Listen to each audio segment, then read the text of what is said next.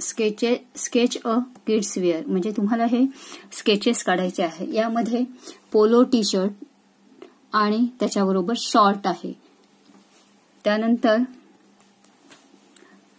सरप्लीस top width straight skirt. आता हा सरप्लीस top आहे, त्याच्या जोडीने स्कर्ट आहे. त्यानंतर योक विथ डेकोरेटिव्ह फ्रॉक. आता इथे हा योक जोडलेला आहे आणि इथे गॅदर्स करून त्याला डेकोरेट करण्यात आलेले आहे. त्यानंतर डेकोरेटिव्ह योक बो फ्रॉक. आता हा डेकोरेटिव्ह योक आहे, त्याला इथे प्लीट्स आणि गॅदर्स घालून डेकोरेट केलंय. त्याचप्रमाणे वरच्या बाजूला बोल जोडलेला आहे.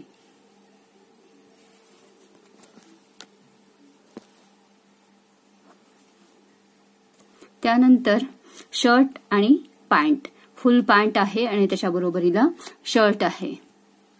त्यानंतर आहे डबल लेअर फ्रॉक.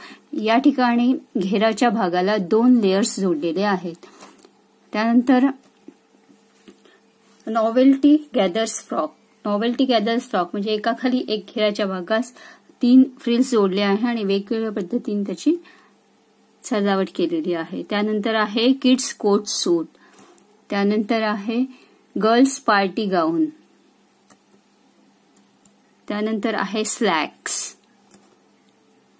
त्यानंतर आहे टी शर्ट आणि त्याचबरोबर अशा प्रकारचे वेगवेगळे किड्स गारमेंट आहेत ज्याचे तुम्हाला स्केचेस काढायच्या आहेत.